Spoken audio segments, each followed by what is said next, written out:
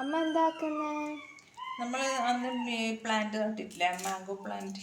അപ്പൊ അതിന്റെ മേലെ മിലി ബഗ്സ് ഉണ്ട്. അപ്പൊ മിലി ബഗ്സിനെ ഇതാക്കാൻ വേണ്ടിയിട്ട് നമ്മള് ഒരു ഫെർട്ടിലൈസർ കം മെഡിസിൻ ആണിത്. ഫെർട്ടിലൈസർ വാങ്ങ്, പിന്നെ വന്നിട്ട് ഒരു ടൈപ്പ് മരുന്നുമാണ് അതിനെ തുരത്താൻ വേണ്ടി, പൈപ്പിക്കാൻ വേണ്ടി. അത് നമ്മൾ ചെടീനെല്ലാം നശിപ്പിച്ച് കളയുന്നില്ലേ. സോ അതിന്റെ ഇതിന് വേണ്ടിയിട്ട് ഇത് ഫസ്റ്റ് എടുത്തതെന്ന് വെച്ചാൽ നീം ലീവ്സ് ആണ്. പിന്നെ കറ്റാർ വാഴ, അലോവേര, പിന്നെ മഞ്ഞൾ പൊടി വേണം. അതൊന്ന് ഗ്രൈൻഡ് ചെയ്തിട്ടുണ്ട്, മിക്സിയിലിട്ട് ഗ്രൈൻഡ് ചെയ്യണം. ഇങ്ങനെ തോലോടെ മുറിച്ചിട്ടാൽ മതി. പ്ലാന്റിനെല്ലാകുമ്പോൾ ഇങ്ങനെ തന്നെ ഡയറക്റ്റായിട്ട് യൂസ് ചെയ്യുക. ഇത് ഗ്രൈൻഡ് ചെയ്തിട്ട് നമ്മൾ സ്കിന്നിന് വേണ്ടിയിട്ട് യൂസ് ചെയ്യുമ്പോൾ നമ്മൾ ഇത് കുറച്ച് സമയം വെക്കേണ്ടി വരും. കാരണം ഇതിൻ്റെ അകത്തു നിന്നൊരു യെല്ലോ ലിക്വിഡ് വരും. അത് നമ്മുടെ സ്കിന്നിന് ടച്ചായ നമുക്ക് യെല്ലോ മഞ്ഞ കളർ യെല്ലോ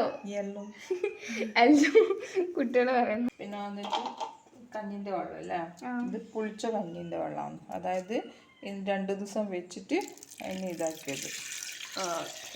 എനിക്ക് ഇതിൻ്റെ അകത്ത് കഞ്ഞിൻ്റെ വെള്ളം ഒഴിച്ചിട്ടുണ്ട്.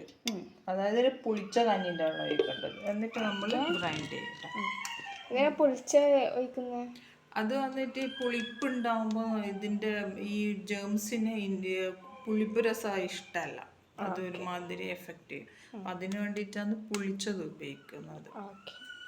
ഇത് മിക്സിയിൽ അടിച്ചതാണ്. ഇനി ഇതിന് സ്ട്രെയിൻ ചെയ്യാം നമുക്ക്.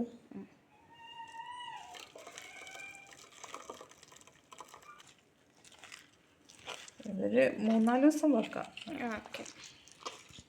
ഇതിപ്പോ മഞ്ഞളിട്ടല്ലേ? മഞ്ഞൾ, വെളുത്തുള്ളി ഉപയോഗിക്കും ചില കൂട്ടർ. വെളുത്തുള്ളി നല്ലതാണ്, പക്ഷെ വെളുത്തുള്ളി ഡയറക്റ്റായിട്ട് യൂസ് ചെയ്യുമ്പം ഇലകൾക്കെല്ലാം അത്ര നല്ലതല്ല. നമുക്കിതൊന്ന് ചെടിക്ക് അടിച്ചെടുക്കാം. ഞാൻ കാണിച്ചു തരാം ചെടിക്ക് അടിച്ചിട്ട്. ഇപ്പം നന്നായിട്ടില്ലേ, നല്ല ഫ്രഷ് ആയില്ലേ ഇലയെല്ലാം. അപ്പം ഇതാണ് ഞാൻ ഇതിന് ഒഴിച്ചു കൊടുത്ത മിലി ബഗ്സിന്. അപ്പം അതുകൊണ്ട് അത് ഇപ്പം 2 ദിവസം കഴിഞ്ഞിട്ട് പിന്നെ ഒന്ന് ചെക്ക് ചെയ്തിട്ട് ഇത് തന്നെ ഈ വെള്ളം ആക്കിയിട്ട് ഒന്നും കൂടെ ഇത് പുളിപ്പിച്ചാലും വെച്ച് കഴിഞ്ഞാലും നല്ലത് തന്നെയാണ്. എന്നിട്ട് ഇതിന് ഒഴിച്ചു കൊടുത്താൽ ഇതിൻ്റെ മിലി ബഗ്സ് ഒക്കെ ചത്തു പോകും.